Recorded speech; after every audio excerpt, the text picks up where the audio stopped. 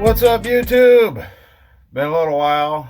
I don't know how many months or how long. I tried making a few videos as the race season went on, and I was so focused on trying to get a win underneath the belt that setting the cameras up and talking to the camera and doing everything else, it just wasn't in the cards for what we were trying to do. So I'm sure anybody that's tried the YouTube thing that works a day job, plus Rich is on cars on the weekends, fixes their own race cars and their daily drivers, and has a family, it all gets to be a lot. Okay, anyways, besides the point, racing season's over. Okay, I got the car in the garage. I'm getting ready to winterize it for the year, and I got some really big updates for it coming for you guys. You're not gonna want to miss it. I'm telling you, you're gonna want to tune in to Patent Performance Racing, because we got some super cool stuff coming up. Okay, like I just give you a quick rundown on what all we're going to be doing to the car this winter. It's getting a power glide. It's getting a bigger, badder motor. It's getting a chromoly roll cage in the car.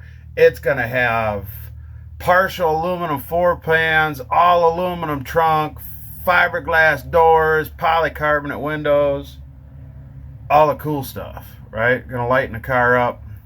Not really trying to make the car faster, just trying to make the car lighter so the power glide will last. We weighed the car over at 131. Car weighs 3,500 pounds with me in it. Either I go on a diet or the car goes on a diet. I mean, I could lose a couple, can't lie. I could definitely lose a few, but the car needs to lose about 500. So that's the plan. We're going to make a full tubular core support and all kinds of stuff for it. You'll see that though coming up.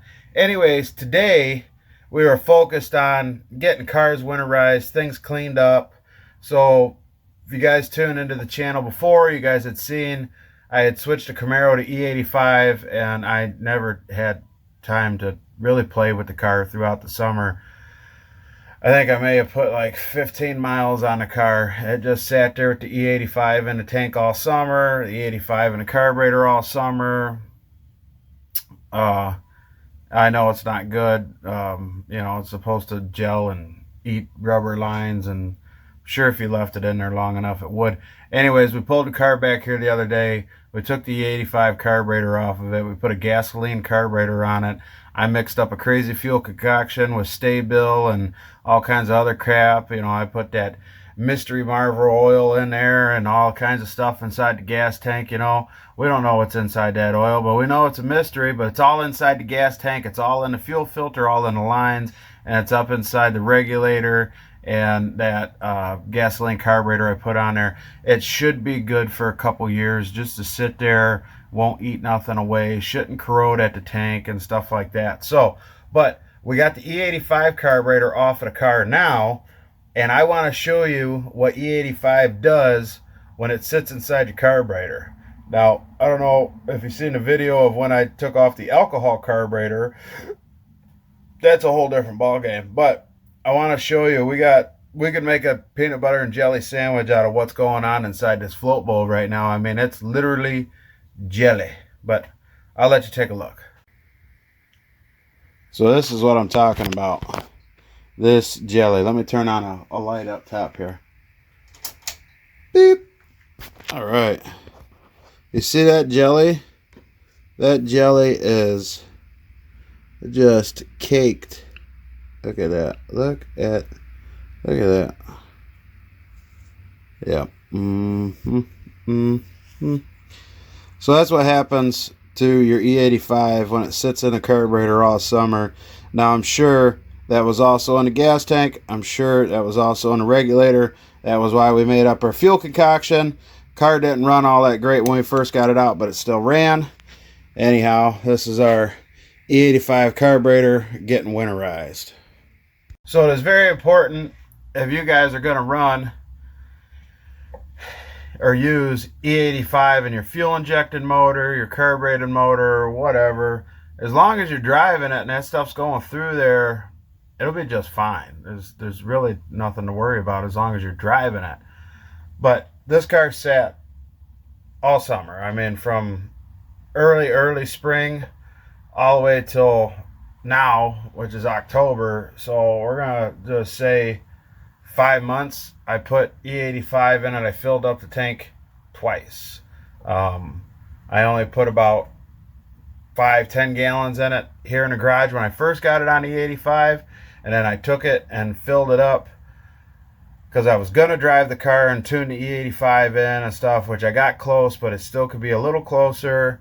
When I brought the car back here, it still had a half a tank in it. I had to drain that out of it and make up my fuel concoction for it. So, but anyways, my point is, if you're going to use the E85 and then the car is going to sit for the winter time, or it's going to sit for extended periods of time, try to find a couple days to where you could drain that stuff down. You know, you guys in your fuel injected motors, if you got these modern Mustangs, modern Camaros, stuff like that, there should be a test port somewhere on the fuel rail where you could hook up a fuel gauge, or you could possibly take the fuel line off of the fuel rail and put a rubber hose on it and let that squirt into a can while you just prime the key a few times. You know, you're gonna have to bump the key a bunch of times to get the tank emptied. But if you could put a fuel pressure tester on the regulator on the Schrader valve on the fuel rail, and then squeeze the relief with the drain tube going into a can while the motor's running that stuff through there, that's not all bad either, because you could you could get your regular high octane gas, put a little bit of fuel stabilizer and whatever else you feel like doing. I like to add 2-stroke mix and everything into my fuels when I stabilize the cars, tractors, everything for the winter time. I like to put a little bit of 2-stroke in everything. It's worked good for me forever. This year is the first year that I've ever used Sta-Bil. I've always used the 2-stroke stuff, but I figured I'd give it a shot. But I still put the 2-stroke stuff in there. So anyhow, besides the point, make sure you take the time to get the stuff out of your vehicle if it's going to sit through for a few months. Like I said, the car did start up and run, but it did not want to run right. It didn't idle very well. It didn't want to take throttle very well. Could I have driven a car down the street after I got some heat in the motor? Probably. Would it have ran at optimum? No, not even close. But I'm going to finish cleaning this carburetor. Alright guys, so last time we showed you the effects of E85 sitting in the carburetor for a duration of time. And I said how long it was in there and stuff before. But this here is the methanol carburetor off of the race car. And this fuel has been sitting in there for probably a month and a half. Now when I got the car out of the trailer, the needle and seat was stuck. So we're going to go ahead and get this carburetor winterized. And the way I winterize them is a lot like I did with the E85. I just take it all apart, I clean everything up real good. I squirt a bunch of WD-40 in there and whatnot. I put 2-stroke mix and Marvel Mystery Oil, all kinds of stuff down inside there just to lube everything up. And then I wrap them in saran wrap and I tuck them away for the winter. So we're out here today. We're going to get this float bowl off of here and show you what it looks like on the inside out here. We got our camera guy out here today, so I'm not doing it all on my own. And then we have our shop helper that likes to just steal tools and walk off with it. She got a set of earbuds now. Yeah, we should probably get that out of her hands, huh? Bring those here. Anyways. Alright, so I'm going to get this bolt tore off here and we'll check back in just a few minutes.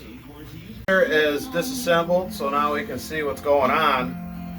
And this carburetor looks extremely clean compared to that E85 carburetor. The E85 carburetor had like a 1/4 inch of gel sitting in the bottom of the bowl. Now I will say, when I got the car out of the trailer to drive it into the garage, it didn't want to start, so I had to pour a little bit of gasoline in the tank. And when I did that, I just went ahead and poured a bunch of other fuel stabilizers and just crap inside the tank to help lubricate everything, break everything down, and get everything, like I said, lubed up and clean before I took it apart. So it could be some of what I'm seeing here. And then I let the car run until it was pretty much almost all out of gas before I pulled it in the garage to take it apart, because I'm getting ready to store the car for the winter. But if you want to come take a look over here, we'll It really doesn't look that bad. We got a little bit of white in there, and that stuff's pretty oily, probably from the stuff I put in the fuel tank from when I had the car running to bring it in the garage. But I am absolutely surprised at the way it turned out. See how big them jets are on a methanol carb. But nothing looks real corroded, which is good. I mean, even all inside the metering block, all the orifices all look real good. So I'm really surprised. It had to be from the stabilizers and stuff that I put in the gas. I let the car run, you know, for at least 20-30 minutes with all that stuff in there.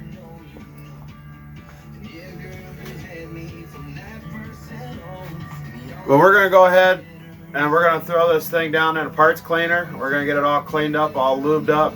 And then I like to wrap them in saran wrap. Helps keep the bugs and the cat hair and everything out of them. I know we haven't produced any videos pretty much all summer. It's been really busy trying to race and stuff, and I explained all that earlier. But we're going to try putting out a video or two a week throughout the whole winter. So check back, check in, check us out. We're going to be doing an engine build, a roll cage. We're going to be doing a full rewire on the car. We're going to be putting aluminum in the car, you know, as far as floor pans and wheel tubs and stuff like that. So check in with us. We're going to be doing it all here ourselves. I'm not taking it anywhere. I'm not letting nobody else do any of the work for me. I'm doing it all myself. You might learn yourself some welding tips and tricks throughout the way. You might not. I don't know. You could be a better welder than me. I have no idea. But anyhow, please like, comment, subscribe. This is Pat Performance Racing, and we're checking out. Check you next time.